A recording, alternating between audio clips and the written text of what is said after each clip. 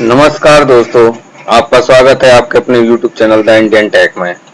आज हम बताएंगे कि सहज जन सेवा केंद्र से आप जाति प्रमाण पत्र कैसे अप्लाई कर सकते हैं।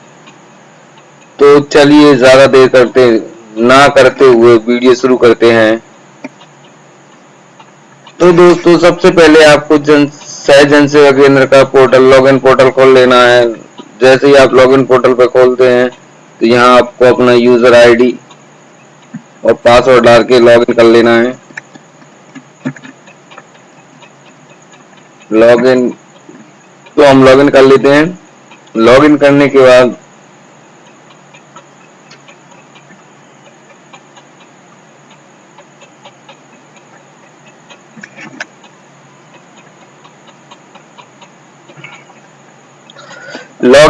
बाद हमारा ये डैशबोर्ड आ जाता है आपके सामने।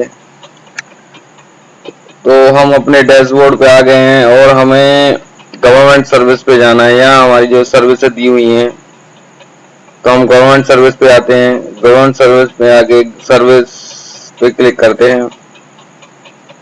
सर्विस पे क्लिक करने के बाद अब हमें NICUP डिस्ट्रिक्ट पे क्लिक करना है। ये हमें रिडायरेक्ट कर देता है ई डिस्ट्रिक्ट की साइड पे। तो हम ई डिस्ट्रिक्ट की साइड पे आ गए हैं। ई डिस्ट्रिक्ट साइड पे आने के बाद हमें ई डिस्ट्रिक्ट लॉगिन पे क्लिक करना है। ई डिस्ट्रिक्ट लॉगिन पे क्लिक करने के बाद हमें यहाँ सेलेक्ट लॉगिन टाइप पे सेलेक्ट करना है और CSC ई डिस्ट्रिक्ट यूजर सेलेक्ट कर लेना है। उसके बाद हमें अपना यूजर आईडी, ई डिस्ट्रिक्ट का यूजर आईडी और पासवर्ड डालना है। पासवर्ड डालने के बाद हम इसे लॉगिन कर लेते हैं। कैप्चा कोड डालना है।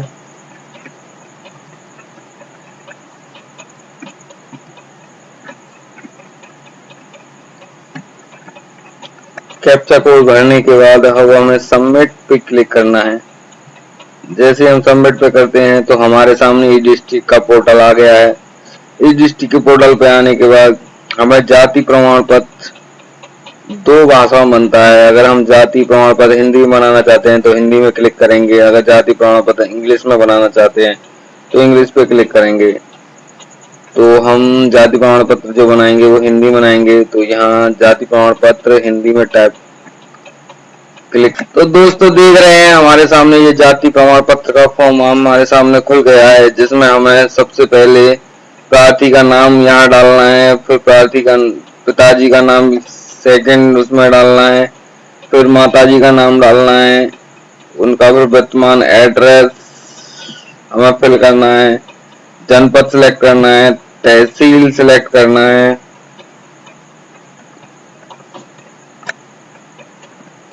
यहाँ हमें तहसील सिलेक्ट करना है।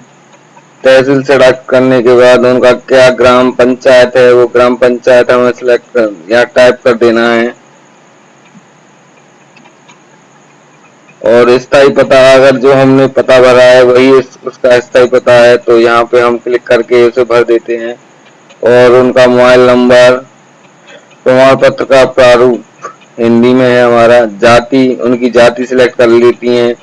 उनकी जाति चुननी है कि वो पिछड़ी है, अनुसूचित है या अनुसूचित जनजाति है, विमुक्त है, तो यहाँ से हम सिलेक्ट कर लेते हैं। उनके बाद जैसे ही हम जाति जैसे पिछड़ी जाति है तो उसके बाद हमारे पास लिस्ट आ जाती है पिछड़ी जातियों की, कौन कौन सी जाति OBC में आते हैं, वो हम यहाँ से सिलेक्ट करके डाल सकते हैं जिनका हम बना रहे हैं।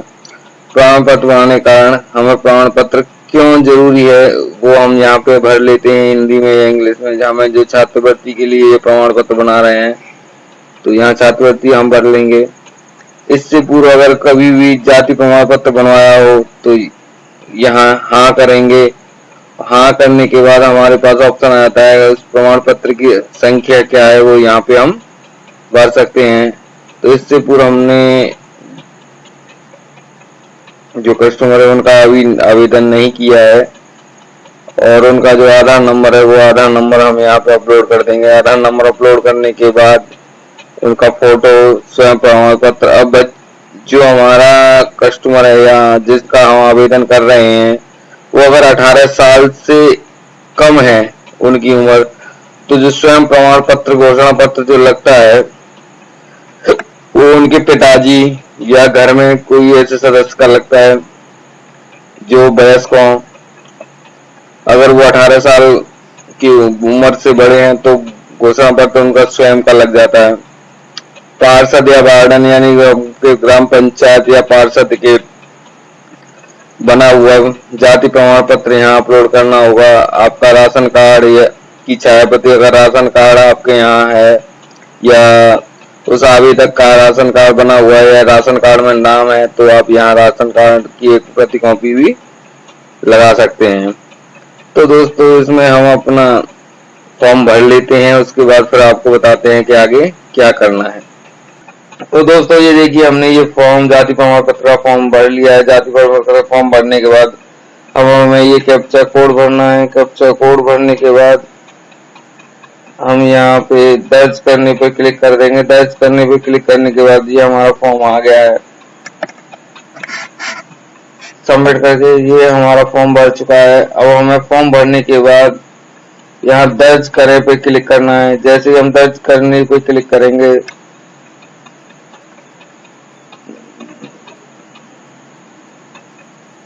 तो ये हमें रिडायरेक्ट कर देगा हमारे सहज जन सेवा के पोर्टल पर, जहां से हम इसका पेमेंट करेंगे।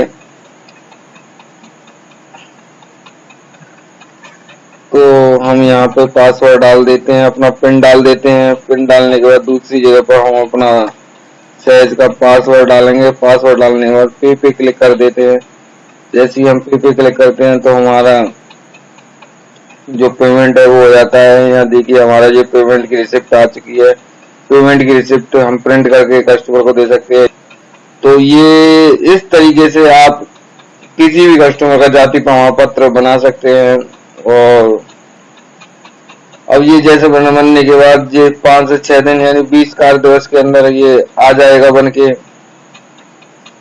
तो दोस्तों ये रही आपको जाति प्रमाण सहज जन सेवा केंद्र से जाति प्रमाण पत्र बनाने की प्रक्रिया। अगले वीडियो में हम बताएंगे कि सहज जन सेवा केंद्र से मूल निवास कैसे बनाया जाता है। ठीक है, तो दोस्तों आपको हमारी ये वीडियो कैसी लगी? अगर हमारी वीडियो आपको अच्छी लगी है तो लाइक करिए, सब्सक्राइब कीजिए। हमारे चैनल को जरूर सब्सक्राइब कर लीजिएगा, क्योंकि हम ऐसी ही वीडियो आपके लिए लाते रहते हैं। तो दोस्तों धन्यवाद दोस्तों।